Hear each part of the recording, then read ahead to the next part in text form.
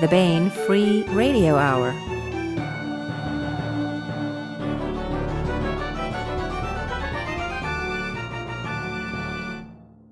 On the podcast, laborious days, nefarious nights, and rocket-plumed twilights. Dragon eggs spawn amber arrows, which spawn fantasy trilogies, which spawn more dragon eggs. Plus, we continue with the complete audiobook serialization of Alliance of Equals by Sharon Lee and Steve Miller. All right now.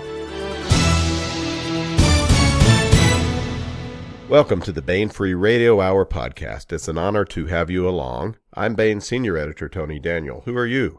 I'm Baen Editorial Intern Taylor Panaccione. Welcome, Taylor. We have a new intern this fall, and Taylor is it. Welcome to the podcast. Thanks. So I have no idea how these usually go, but I understand this week's podcast is going to be a bit different than usual. Is that true? It is true, because this time we have Baen Consulting Editor Lauren Dixon host the interview instead of me, of our author. And why is that? That's because it's an interview of me talking about my book, The Amber Arrow, and even I, who am fairly confident of my podcast power, am not so filled with podcast host hubris to imagine that I can interview myself. So Lauren Dixon, we asked Lauren Dixon, who is an excellent editor and writer in her own right, and who does a lot of work for us here at Baen, if she would take on the talk, and she did it. And we also continue with the complete audiobook serialization of Liaden Universe novel Alliance of Equals by Sharon Lee and Steve Miller. So say it, Taylor. Now here's the news. Excellent.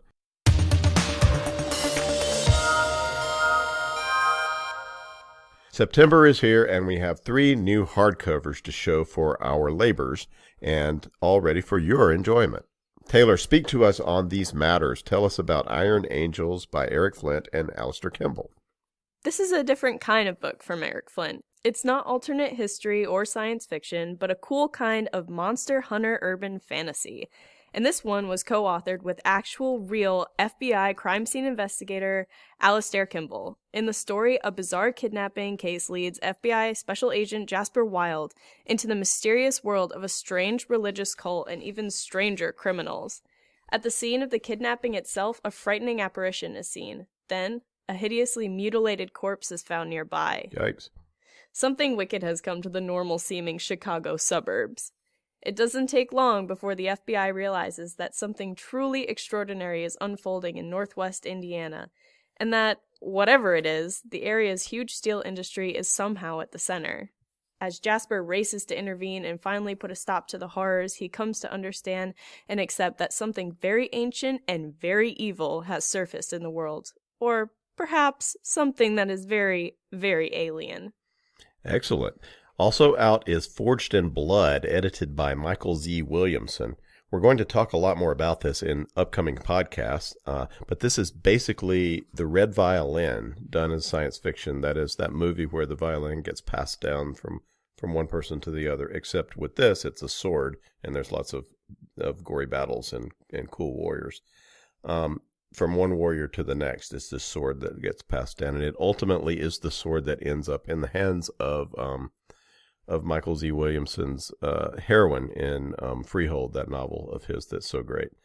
And I have a story in the anthology. It was really cool to plunge deeply into Mike's Freehold world. I reread all the books and talked to Mike about the background, and the result was the story I have in the collection. There are lots of other great ones, including Larry Correia, Casey Azell, and others. And, of course, there's stories by Mike Williamson himself in there as well. It's a really cool anthology. I'm really proud of the story I did for it. And it's called Forged in Blood. Taylor, what about the greatest novel ever written? You mean War and Peace? Moby Dick?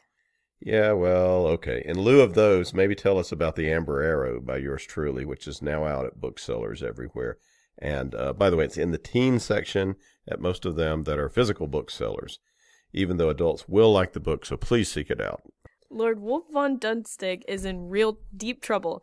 He is surrounded by invading enemies and kingdoms fallen into chaos. Along with dealing with the problems of a realm he never expected to rule, Wulf is in love with the elf maiden Sagan Amberstone. Sagan once saved his land. Now she has lost her star soul and is dying. Ursula Kyler wishes she could control her errant heart as easily as she can guide the flight of an arrow to a target. She tries to escape into the woodlands she adores, only to be pulled back by a band of desperate and brave warriors who need her help. But aiding them will lead Ursula straight to Wulf von Dunstig and to the heartache she is fleeing. Yet evil cares nothing for human feelings. Now Wulf, Ursula, and their friends must find a way to unite the land of Shenandoah against a powerful Roman Inquisitor. He not only controls an imperial legion, he is also toying with magic that threatens the foundations of existence itself.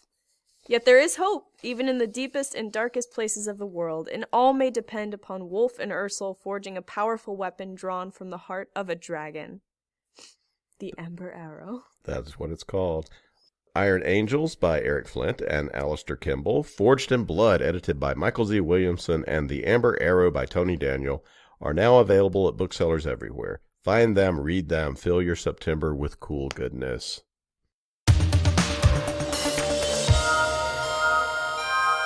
We're here today with Tony Daniel. Hi, Tony. Hi, Lauren. Nice to be with you. Tony Daniel is the author of Guardian of Night, Metaplanetary, Superluminal, and short stories such as A Dry Quiet War. He's also the author of 2 Star Trek novels, The Devil's Bargain and Savage Trade, and the co-author with David Drake of The Heretic. His works are in the young adult series Wulf Saga. The first book, The Dragon Hammer, came out in 2016, and the sequel, The Amber Arrow, hits bookshelves this week.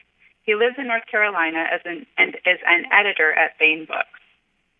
Tony, since you've primarily written sci-fi, you took a leap into the young adult fantasy genre with the Wulf Saga series. How did you come to do that? And how is it different for you writing these books as opposed to the sci-fi books? Yeah. Well, I mean, I've been thinking about this story for years. I've written fantasy short stories before. So, but just never a book. And I've thought about the idea of the Vikings coming over to Newfoundland and staying, and America being divided up into basically medieval kingdoms after hundreds of years and even, it's been maybe 1,000 years of settlement in the timeline of the book. So whenever I go traveling around, and Lauren, that I've been in a lot of places in the country, right, that I just have this weird feeling of what it would be like what if this were the kingdom of that or this, or what if this county were ruled by a real count or something like that? Where would the forts and the redoubts be if this had to be defended by sword and crossbow? So I always wanted to do that. I was going to do it as an adult novel, and I wrote maybe about 10,000 words on that. And Tony, my boss, who is the editor of this book and is my boss here at Baen as well, said that she wanted to know the backstory of these people, who I was writing as adults. What were they like when they were younger? How did they get together? How did they all get to be so close and such? And so I started writing The Dragon Hammer as sort of just a backstory thing. But the way I write is that I can't stop trying to tell a story, and it got more complicated, and then it turned into a book. And I was like, well, this is the book. In fact, it turned out to be better than what I'd started with before. And Tony agreed, and so we made The Dragon Hammer into a teen fantasy, which is for adults as well. It's easily something adults would like, I think. Tell us a little bit about the world of Wulf Saga and Shenandoah and Rock and Rose. Since you talk about seeing all these kingdoms established in America, can you tell us a little bit about how you established those specific places? I was trying to figure out where it was. I wanted to be in the South. I wanted to be a borderland because I wanted the Roman Empire to not have fallen, the Western Roman Empire not to have fallen, and to have colonized.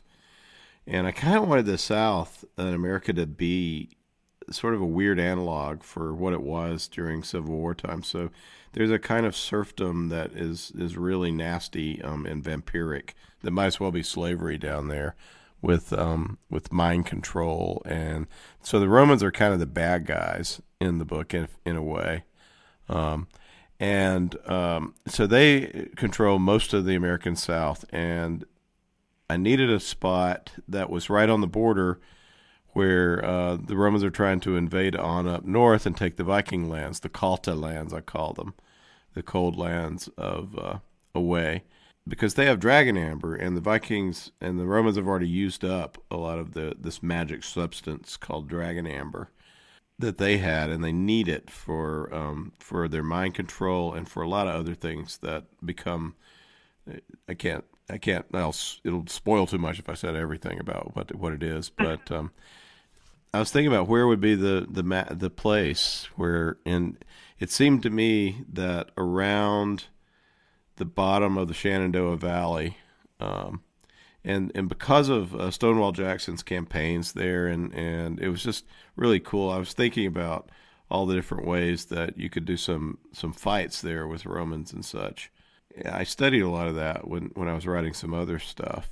So I just decided that the Shenandoah Valley would be cool. And I just like saying Shenandoah because I was going to use anything that was a Native American name, I'm sticking with in the book. So I might change the spelling around a little bit. But so Shenandoah is the Mark of Shenandoah, and it's ruled by my hero's Wulf von Dunstig's family.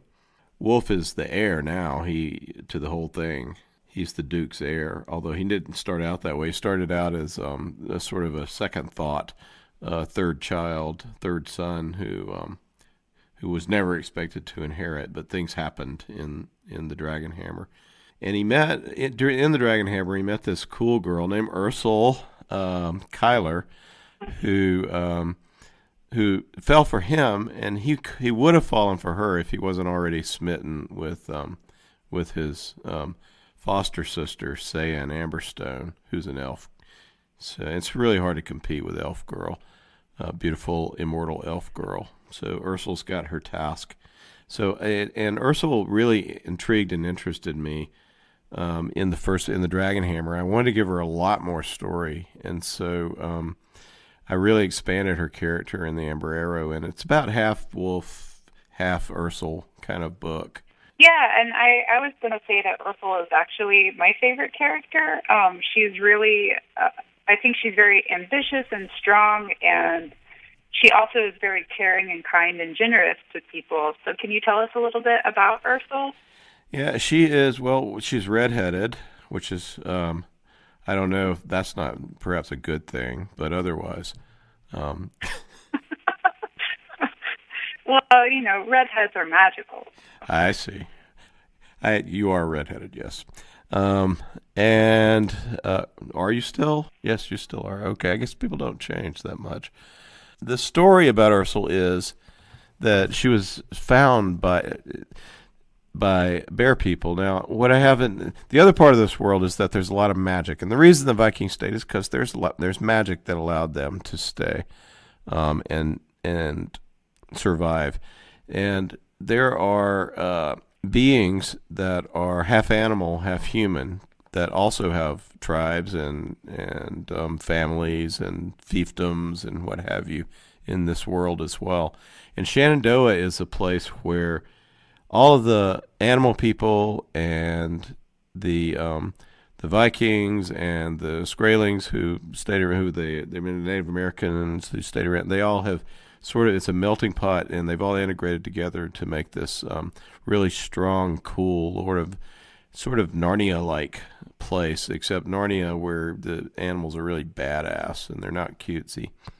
And especially the bear people, because they're big. They're as big as bears, and they're bigger than people, and they walk on two legs, and they look like people up until their shoulders when they turn into bears. Very good with things like longbows, which they can shoot as if they were regular bows and shoot very far. So they're useful in that way as warriors. But they have the Massanutten Mountain area of Shenandoah. It's pretty much bear country. In fact, that whole area is called Bear Valley. Fort Valley is called Bear Valley. And so Ursula was found out in the woods, allegedly, and adopted by the Earl Kyler, who is the ruler of this area, which is just full of animal people who are called Tyr in the book. That's the word for them. There's bobcat people, beaver people, a lot of buffalo people, because there was a lot of eastern buffalo. George Washington ran into them a lot when he was out exploring, for instance. There's a lot of eastern buffalo that have disappeared since, so I like the idea that there's buffalo people and buffalo all around in Shenandoah Valley. So Ursula was adopted by the bear, and she kind of became the sweetheart of that family, and she is the scribe, and basically she's smart and resourceful, and she's very good with a bow, and she's sort of taken over the administrative stuff from her dad, and she kind of runs the county. He's a warrior. He fought with the old Duke, and he doesn't really like just the, figuring out cases of whose land belongs to who, and that's the kind of stuff Ursula's really good at. So she kind of runs things, and her brothers let her because they'd rather be out hunting and doing bear stuff. So even though she's human and adopted by the Bear Clan, she's their darling, and she's also incredibly capable, and so they let her do pretty much anything she wants in that area. And all along she's kind of been groomed because the Earl Kyler was best friends with with Wulf's father, the Duke Otto. They both of them kind of assumed that maybe Ursula and Wulf were going to get together. It would be a perfect marriage of two very powerful families in the mark of Shenandoah. But and Ursula was perfectly happy with that idea when she met Wulf because she really liked him, and he liked her too. But his heart had been given to another at that time. So she's a little bit of a romantic, and she's not given up on it, but she's tough, but she's also enough of a realist to see that her love is doomed. She's complicated. She's cool. I like her, and she's a really good shot with a bow and arrow. And she saved Wulf's life in the Dragon Hammer. Yeah, so I won't give any spoilers away for who she saves in this next one, but she does a great job at it. Yeah. So why is she so drawn to Wulf? She's on the cover, shooting a amber arrow up into the sky. So something goes on with that, we can say. You know that she's up to something, right? Yeah. Well, I mean, because for one thing, her parents, her dad, the Earl, and her mother who's gone, who's Helga, I think, or Heidi, I can't remember. After her mother, who was a bear person, died, she sort of moved into the head female of the family, the mater familis role there, and they just talked up the Von Dunstigs, and she was just expected to marry one of the three brothers, and when it ended up that two of them were unavailable due to death. She ran into Wulf, and she really liked Wulf because Wulf is a likable guy, because he's unprepossessing. He wanted to be a scholar. He's a lot of the things that she likes, which is that he's not a blustering guy. He wasn't raised thinking he was going to be king of anything. So and he's not the greatest warrior, but he's perfectly competent. But he's not the greatest warrior. And everything that Ursula thinks is kind of authentic and cool in a royal dude, Wulf is, and so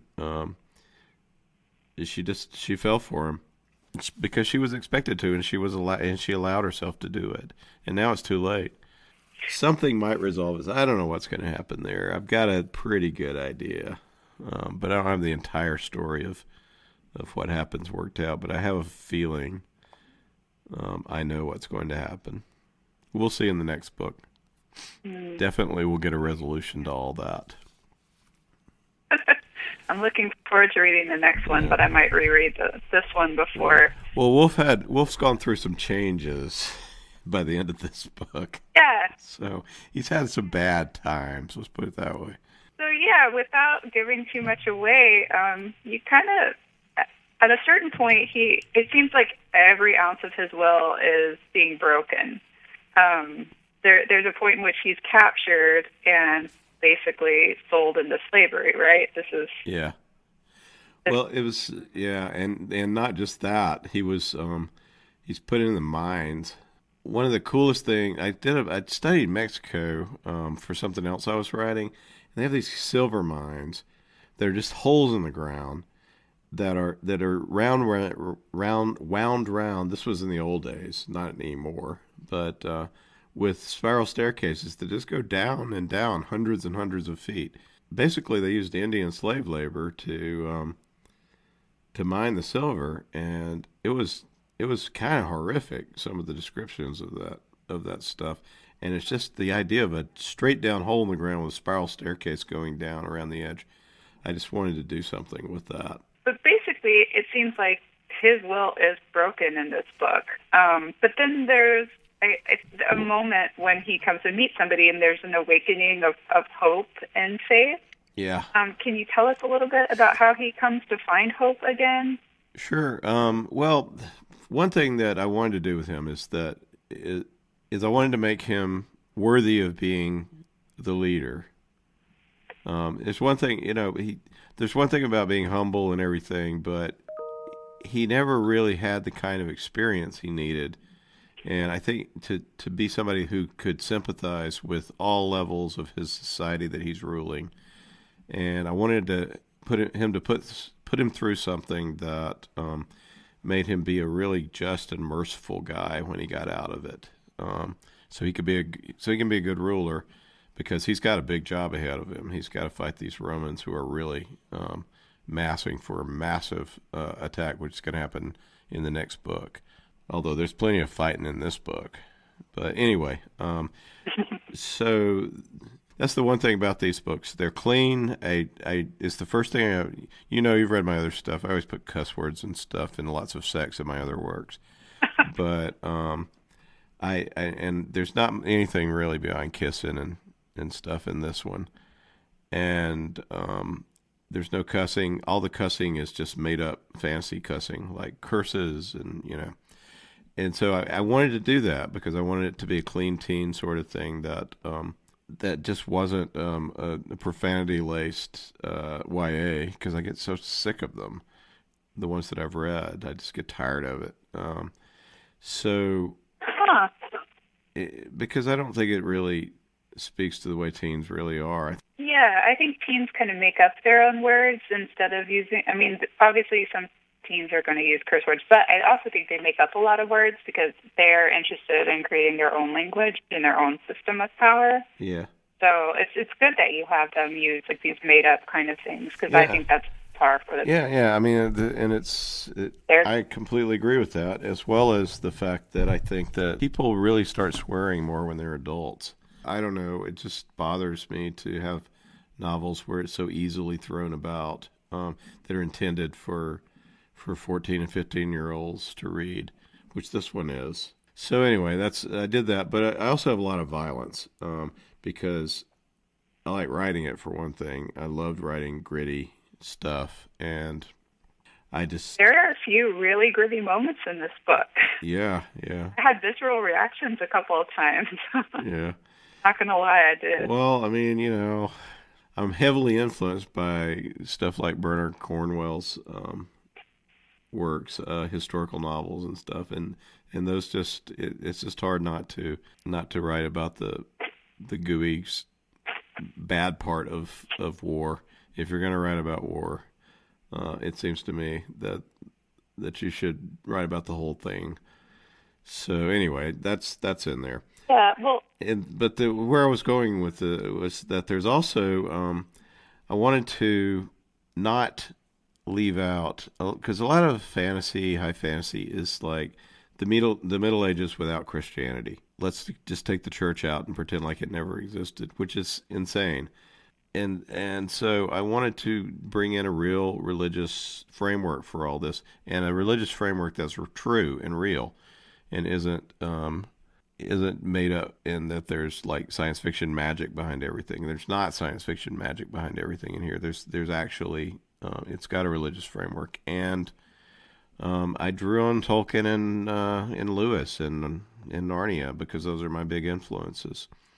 And so I have gods, and the gods are sort of like angels, and I think that's a deistic teleological place. And there is a being who has awakened. This world is a big dragon egg that we're all walking on.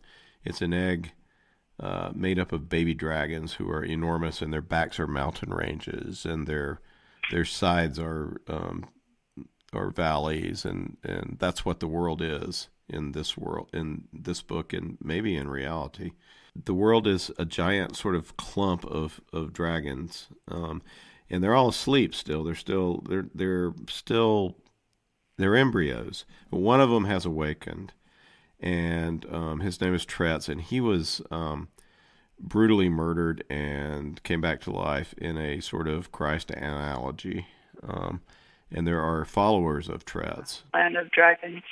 He's not the Viking people like that Wulf, the cultimen that Wulf is part of. They have a Norse-like mythology. They believe in in divine beings. They call them. They don't call them gods. Sturmer and Reagan, the gods of storm and rain and water and such. But there is a little cult, much like the early Christian cult of Tretz, followers of Tretz, this awakened dragon. Rayner, who's Wulf's best friend, is a Tretzian. And so Wulf is open to the possibility that Tretzians are not, should not be hanged at first sight or thrown to the lions, so. Right. And so it comes about that Wulf learns more about at base there's a good force in the world that's trying to counteract the evil, and the evil is really evil. There is some. I want to talk about that. Yeah, there's a really evil force in this world as well. It's high fantasy, man. You need good and evil.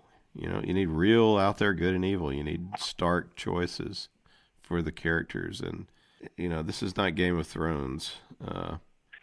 Nobody's good. Yeah, there's good guys and there's bad guys in this world. So talk about some of those big bad guys in this book. I mean, Rossifer is, I think, a pretty frightening character.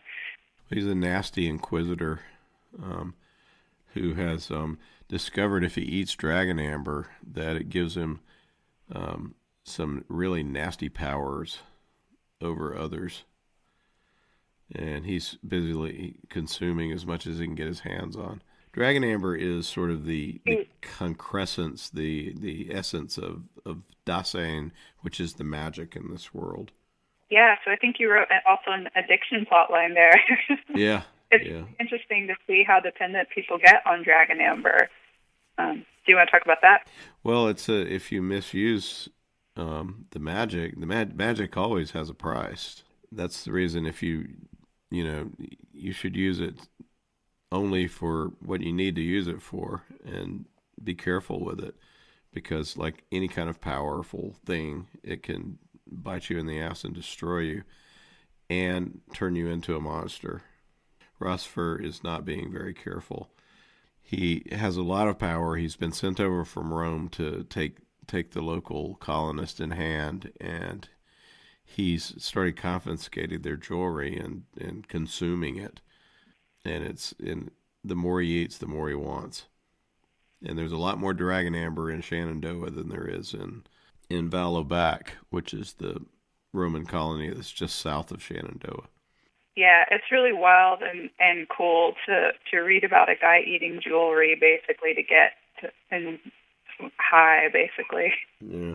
Well, it's not just high, though. It gives him actual real power. Right. He can destroy things and buildings and people, and he almost kills some of our characters.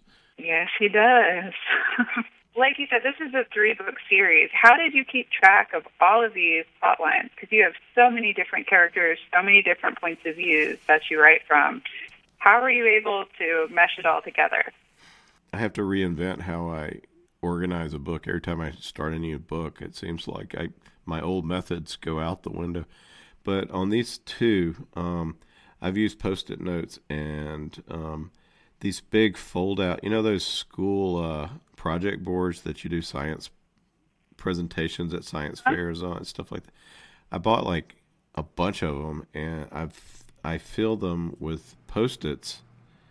And so it's like each chapter has a long line of Post-its of what has to happen in that chapter and how does it relate. And then I've got other boards that are all about backstory, and it's crazy. I have like nearly 10 of these project boards. They fold up really nicely, so I'm carrying them around. I can carry them around. Some of them have all character stuff on them. Some are all about setting and things about the world, and then most of them though are just the plot worked out in Post-it form. And I use color coding, and something I never tried before. It worked pretty good with this one, and I'll probably never use it again after I'm done with this series. But it's a beautiful looking system. Whether it produces beautiful books or not, I don't know, but it's cool. So when you sit down to write, do you unfold all of your project boards and have them around you, so you just are surrounded by yes your color-coded system? That's right. I'm surrounded by these project boards. And some of them I keep folded up until I need them. So I have like 2 or 3 I usually had out at a time. I've written other books just as easily with making outlines in Microsoft Word or with mind mapping software in some other instances and things like that. I don't know why. I just seem to need a different system every time I write a different book. I mean, it's all the same telling a story stuff, though. Nothing changes with that. I mean, if you're working on a different world, chances are you're going to have to use a different strategy to approach that world, because its rules aren't the same as any other world that you've worked on. I don't know. All these writers with their little blogs and their podcast talking about writing methods, I find hilarious, because I can't do anything consistently like that, and I really don't think they do either. I know a lot of writers. I mean, yeah, I think we all have systems that vary wildly. Let's say that. Systems you're absolutely convinced are going to work for the rest of your life when you talk about them and use them, and then 2 years later you're just not using them at all. Yeah. I don't know how to write. Sort of like ideology. Yeah. Could be, yeah. The kind of ideology, yeah. I've come to think of it that way, that it is. But yeah.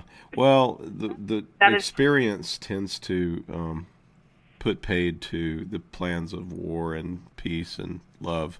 Well, Ursula feels deeply connected to her land, and she feels an obligation to it. To her family, and her family's deeply connected to the land. And Ursula, in fact, is in touch with the land in deep subconscious ways as well they're going to become more apparent. Yeah, that's going to be exciting. She's such a woodsy person. She's good at all the administrative stuff of feudal society, but she's also a woods. She's a huntress, and she's so in touch with nature and the woods around her that, in a way, it's able to speak to her. And she's very concerned about to the west of Shenandoah, there's these things called the Wild Kingdoms. And there's a lot of, when Shenandoah was first settled, a lot of were creatures who are crossbreeds between different kind of animal people, who were often rejected, and they formed they got to be pretty evil, and they were werewolves and this and that, because they were often just outcasts from their tribes and their clans. But a lot of them got pushed west, and they learned how to over the years, to have real societies again and to raise regular kids. And there's been the Romans are really raising havoc out west. We don't know about it quite yet. It's a lot more of that's going to come up next time. But a bunch of orphan kids who are aware sort of things show up in the book, and Ursula really has this instinct to take care of them and this feeling of identity with them. And she's very effective at killing the wolves that are chasing them. Because she's a dead-ass shot with that bow. Moment. Yeah, when she comes into to meeting these kids, I thought that was a really great moment. That it shows something about who she is and what she really cares about, and it's really about making sure people are safe. I felt like that about Ursula. Yeah, she just feels. I mean, she knows deep down that this place, she's going to be the ruler of it, and to be a good ruler, she's got to care. Even though her brothers they're going to inherit and all that, it's pretty clear that she's the behind the thrones person that runs this county, this Schwarzwald County, it's called, which is basically the top of Massanutten Mountain in Virginia. Is where it is, but in this world, it's just filled with animal people, and she's going to be their queen in a way. She's going to be their countess, and she feels that very strongly, that she needs to learn how to care and know about them and such. That's one of the things also about this book, is that my nobility and noble people are not a bunch of parasites trying to suck off the sweat of their underlings. There's plenty of bad ones, but my characters, a lot of them, not all of them are. Some of them are commoners, but the ones that aren't, they're not bad. They're not evil because they're noble. Right. Well, I also find it interesting that Ravenel is a Roman, but she is not at all like the other Romans. So do you want to talk about her a little bit? Yeah. Well, she's cool. She's a fosterling who was raised in Rockenrosen, Wulf's family. She's Wulf's foster sister. But she's also a Roman princess from Val-Labac, which is the colony just to the south of Shenandoah. And she is very different from all these pale Vikings. For one thing, she's black. And she has blood servant slaves who she treats very differently than the Romans back in Rome treat there. She's much she has a much different relationship with them. And by the end of the book, the first book, The Dragon Hammer, she's come to see that it's not really right, and she's in the process of rejecting it. But she's got some guys that really need her now to sort of be their mind, be their eyes and ears for them. So she's in a better relationship with the fact that all Romans are slavers. And I kind of think of her as the savior of Rome in the end, because she's the good that can come from that really corrupt and horrible society. And she's coming to terms with her heritage. She loves her heritage. She's it's made her feel, it's given her something, because she was raised in this place where she looks different and she's got a different background, and she's the enemy of a lot of the folks, and she clung to that background of hers, her religions, particularly to Laia, which is the Roman Empire's religion. And she's found a way to, she's in the process of finding a way to transition it into something that if the good guys ever win, what Rome could become. She's like the good Roman girl who, good woman, she's 17. But she's also, in many ways, modeled on Southern belle types. And so she reads a lot of romances, and she's kind of frivolous in her demeanor, just out of spite sometimes. And Raynor, Wolf's best friend, is desperately in love with her. She just is, like Scarlett O'Haraism all the time. Oh, no, they can't get together. She's meant to marry a prince, not him. I like her because she's just this complicated mess of, a lot like her hair. She has a giant, I think of her, who was that woman in the Cosby Show that later did that really cool movie about New Orleans voodoo? Was it Lisa Bonet? Yeah, Lisa Bonet, yeah. But I kind of picture it, but anyway, Lisa Bonet's hair, which is this giant mass of beauty, and that's the way that I think of Ravenel's personality. I don't know what that means exactly, but that's sort of my metaphor. So in the book, she does a lot of stuff to try to keep her hair contained, with pins and stuff, and it always keeps escaping, and that's the way I think of her character as well. She wants to be this pinned up Roman princess, but she is just a wild woman at heart. And I guess we'll find out more about how she finds that out about herself in the next book. Yeah, we will. She's going to turn out to be not somebody you want to mess with. If you mess with her mom. That from Ravenel. Well, because her mom is being messed with, and she loves her mom. Her mom's the only person who's ever really, her mom always came. Her mom's the queen of that area, but she always came and saw her once a year while she was a foster. And she's just very incensed that anyone would mess with her mom. And Rossifer, our bad guy in this book, messes with her mom in a big way. Yes. It's very scary and dangerous, those scenes that I read. So this is the second book in the series. Can you give us a little bit of a hint about what's to come in the final book? Rossifer's down but not out, so he'll be back. And as a kind of lieutenant, he needs to meet his ultimate end. And the Romans are trying to take over the world and to kill the dragons. That's because in order to perpetuate this evil dude who is behind all this Roman evil, the dragons have to die. The only way to do that is to take over the Viking lands where the dragons are very much safe and revered and cared for in their way. And remember, the dragons are the things that lie under all the lands.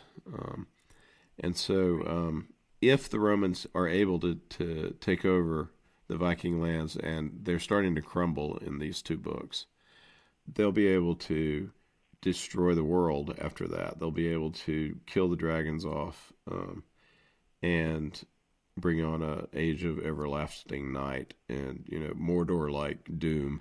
So we don't want that to happen. So there's going to have to be there's a couple of harbingers who serve the evil.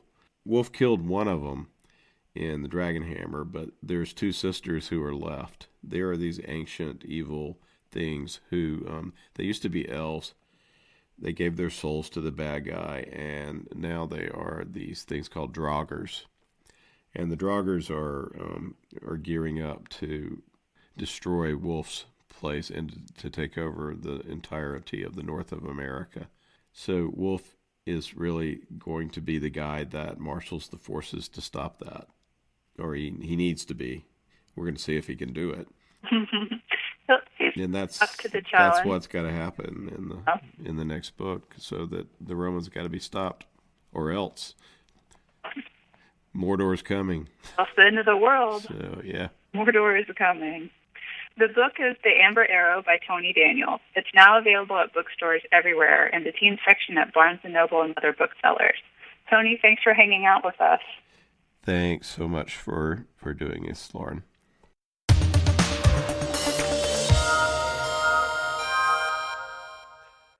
This is another entry in Alliance of Equals, a Liaden Universe novel by Sharon Lee and Steve Miller.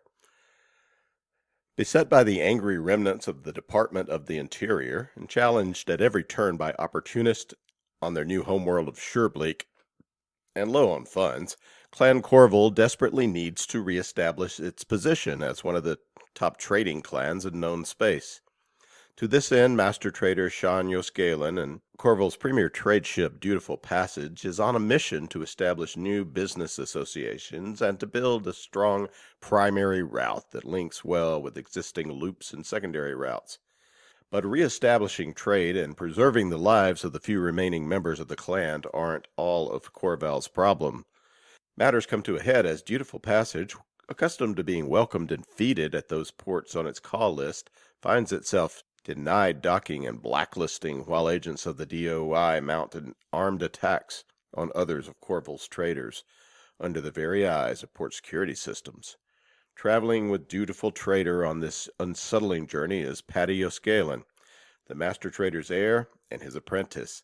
Paddy is eager to make up for time lost due to Cornwell's unpleasantness with the Department of the Interior, but she is also keeping a secret so intense that her coming of age and perhaps her very life is threatened by it. And here is the latest entry in Sharon Lee and Steve Miller's Alliance of Equals.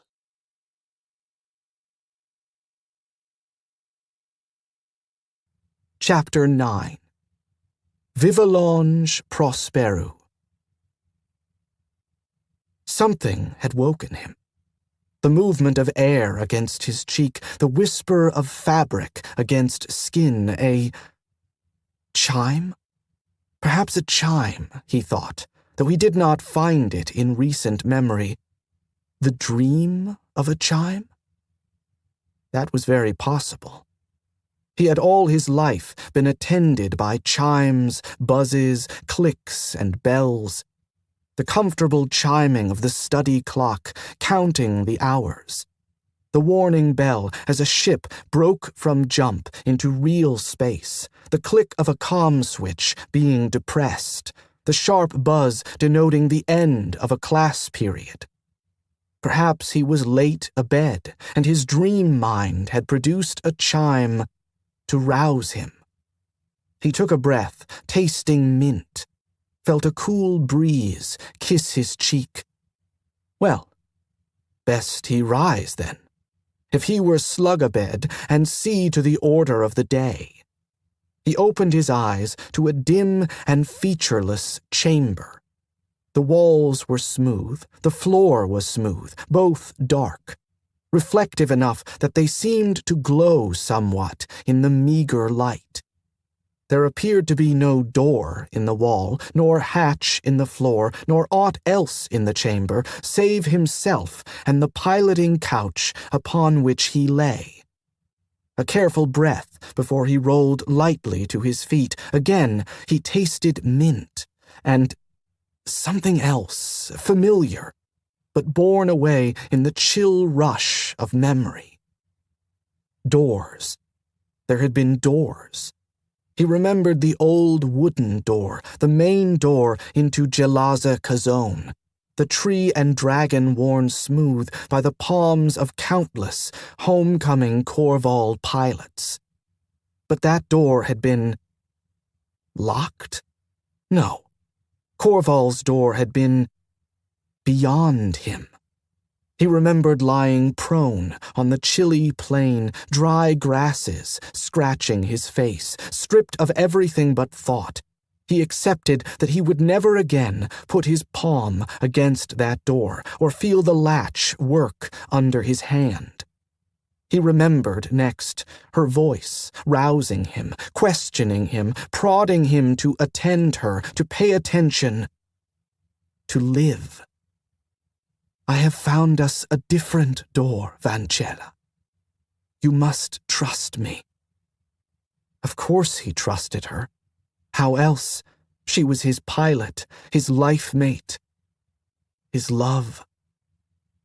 It was only after she had bullied him to his feet and taken his hand firmly in hers, it was only when he had seen it, Them, those different doors she had found, that he began to fear that she had bargained poorly for their lives. They were not doors, the portals she had found for them, but tunnels. As dire a pair as ever he'd seen, each filled with a horrifying blare of light. He had tried to stop their advance, to turn, to avert, but he had been weak with dying. And the wind that had sprung up to harry him, to harry them, had overpowered him, even in his horror. The wind pushed harder. Her hand gripped his, strong and sure, and her voice came to him over the roar, steady and clear. "You will not lose me, Dove, I swear it." The last thing he remembered, as the light burned out his vision and the wind filled up his ears, was her hand slipping out of his grasp. And now, this place, and him awake, perhaps not dying, not now, or alone in some solitary afterlife. She had sworn that he would not lose her. He remembered that, and chose to believe, in this moment at least, that she had the power to guarantee such a thing. He drew a breath. The air was drier, he thought, warmer. "Aliana?" he called. His voice vanished into the dimness, swallowed by smooth walls. There was no answer. Well, she was not always immediately present, after all, sharing one body as they had these last 20 standards and more, yet still she had the ability to go elsewhere, beyond his conscious touch. If he insisted, she would answer. Irritable, perhaps, or a little sharp, which he surmised meant that he had interrupted her at work. But she answered, had always answered. After he had learnt that, despite the evidence of his eyes, she was not dead, but transferred somehow, the her of her, into, but apart from, his own personality and thought processes. The how of that transfer, and her survival, well, it had been the tree, of course, meddling, as it did, and in the case, to good cause. "Aliana!" His voice was sharper this time. It cut some little way into the silence around him. The air was growing decidedly warm and worrisomely thin. He accessed a pilot's mental exercise to calm himself and walked forward, striking boot heels deliberately against the floor. And heard nothing. He might as well have walked scout silent, for all the sound his steps gave up. He reached the far wall and leaned forward, placing his hands flat against the dull surface. For an instant, his palms were warmed by ungiving metal. He was panting now. The air was hot. And she did not answer him. He knew then that she would not answer. That she was gone, not merely absent. At the last, she had not been able to keep her word, which meant he was alone. He sagged against the wall, which vanished under his hands, sending him tumbling headlong into some other place that was bright and cool, though his lungs still labored, and she was gone, away from him, and he would die now of being alone. "Look at me!" a voice snapped. "Dav Ios Felium, Clan Cornwell." The voice belonged to someone who was not Aliana, but the voice knew his name. An ally, perhaps a friend. He made the effort to open his eyes, shuddering, gasping.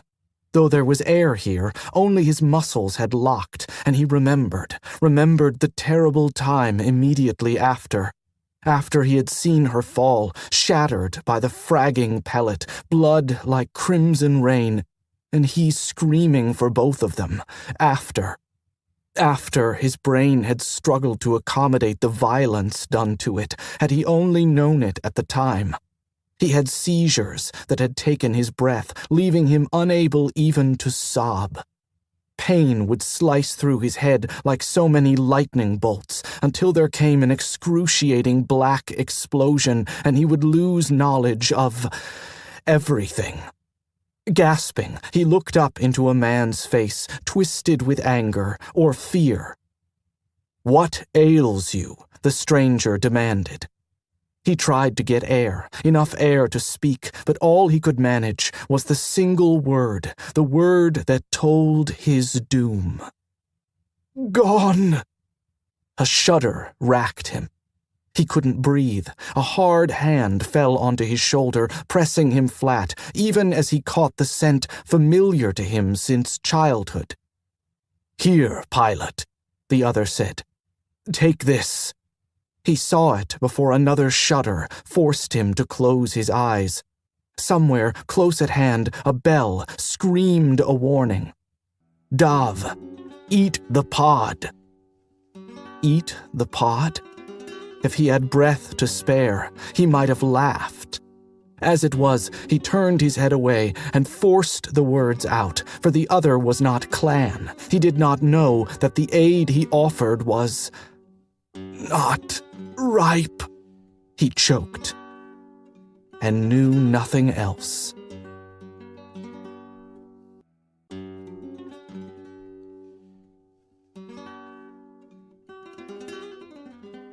That was another entry in the complete audiobook serialization of Alliance of Equals by Sharon Lee and Steve Miller. And that's it for the podcast. Thanks to Audible.com, to Baen consulting editor Lauren Dixon, to Baen intern Taylor Panachone, and to podcast theme composer Ruth Judkowitz. Did I say your name right, Taylor? You did. Cool. Now, Taylor, as your initiation into internship, you have to read the weird stuff at the end of the podcast. Good. Okay, I'm looking forward to it. All right.